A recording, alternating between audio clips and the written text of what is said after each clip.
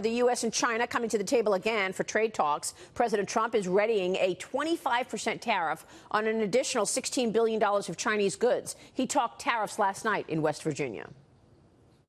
I have great respect for President Xi. Great respect. Tremendous respect for China. But they have taken advantage of our country for decades. When China makes a car, they sell it into the United States. There's 2.5% tariff, of which they don't pay. So they pay nothing. Other than that, it's a wonderful deal. When we make a car, we sell it into China, and there's a 25% tariff, and that's just the beginning. Joining us right now, Americans for Tax Reform President Grover Norquist. Grover, good to see you. Thanks so much for joining us. Absolutely. So first, let's talk taxes before we get into tariffs, because the administration is apparently working on Tax Cuts 2.0. What do you want to see in that plan? Well, what we're looking at is making the tax cuts for individuals. 90% of Americans are paying lower taxes today, but all Americans have lower tax rates today because of the tax cut that passed in December. Making those tax cuts permanent for individuals. Right now, they're 10-year tax cuts, like the Bush tax cuts, which were then extended. We want to make those permanent. Also, tremendous increase in 401ks, IRAs, health savings accounts, allowing people to save more for retirement and more for health care, education, starting a business, making most savings tax-free. Yeah, that's what they're working on. And I asked President Trump as well as Vice President Pence about their plans this summer. Here's what they said. We're doing a phase 2. We'll be doing it probably in October, maybe a little sooner than that. And it'll be more of a middle class. We did a lot for the middle class, but this will be even more aimed at the middle class. One of the things we're thinking about is bringing the 21% down to 20%. And then for the most part, the rest of it would go right to the middle class. President Trump absolutely believes it's important that we make tax cuts permanent. We can let the American people keep more of what they earn, and we can create the kind of reforms in our tax code that will encourage businesses to invest here and create jobs here in the USA. Grover, I understand that the individual tax cut should become permanent, but what about that 21 to 20% corporate tax cut the president suggested? I think this is extremely important. The president wanted 15%. We started at 35. He wanted to go to 15. We got to 21. He's made it clear we're going to keep going towards 15. And as long as there's a Republican House, Senate, and president, there'll be a tax cut every year. So the big news is not the specifics of the tax cut, but every year more tax cuts, and we keep moving that corporate rate down so that we can become more competitive internationally.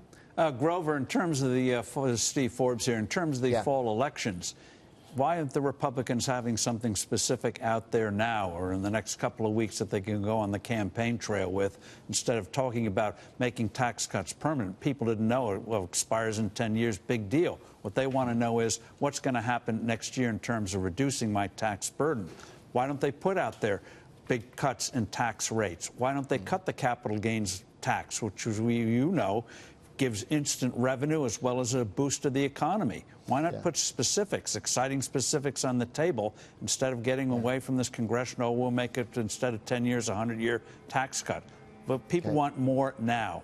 What are they going to put on the table? Well, I think the most exciting thing is that the president supports, and the Secretary of Labor understands that he has the authority to end the inflation tax inside capital gains by defining the cost basis as cost plus inflation rather than historic cost. The Supreme Court ruled in 2002 that when the FCC did that, that was perfectly fine. Where does that stand now? That's been talked about for several months. Well, it's moving forward. It's got strong support in the House and the Senate. People want the Treasury Secretary to do it. Treasury Secretary's confident that he has the authority. They're looking now at just the numbers and how you would, which CPI do you use, which inflation rate do you use. I think we'll see that before the election, and that will bring the prices of all land, buildings, homes up. And for older Americans who tend to get more of their income from capital gains as they sell homes, sell stock that they bought 30 and 40 years ago, this is a very important tax cut that makes people's retirement income much more secure. And also, the estimates are that trillions of dollars of old capital, old buildings, old land, old homes would be sold because people hadn't sold them because of concerns about capital gains.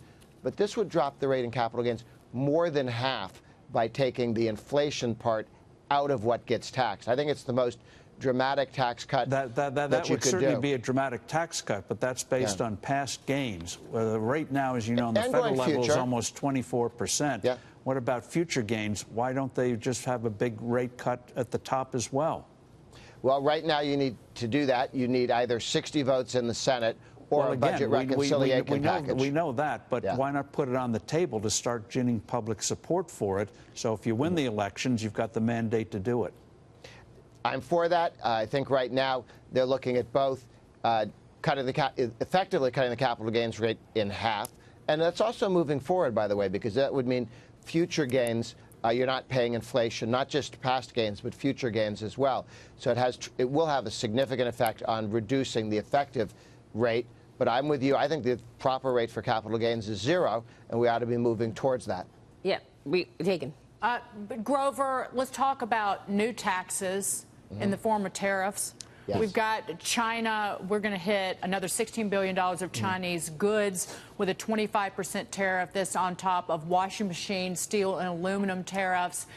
Some questions about how quickly the Commerce Department is going to move on these auto tariffs.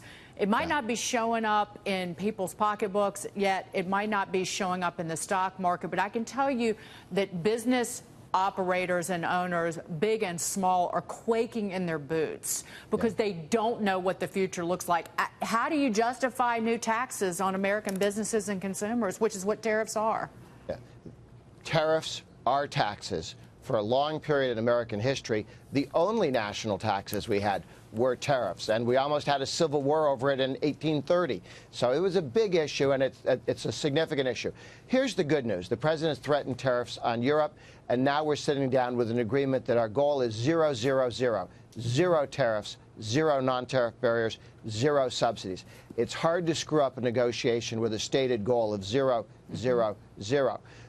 Within the next month, we should have both the Mexican and the Canadian agreements redone with reduction in tariff and non-tariff barriers.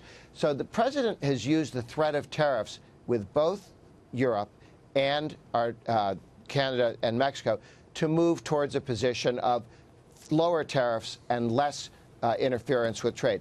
It is my sincere hope that the back and forth with China is also a step towards the president's stated goal of free and open trade with lower tariffs on both ends. The president's complaints are always not that our tariffs are too low, but that China's tariffs and non-tariff barriers are too high. Grover, so, Chris Hogan here. Where do you think we end in 2019 on this? Do we make progress? I think because of the model with the European Union that we rattled sabers, we banged heads, we told them we were serious and very serious about getting them to reduce some of their tariffs, and they're now agreeing to go to 0, 0, 0, which is tremendously helpful for the United States because they have higher tariffs and non-tariff barriers than we do.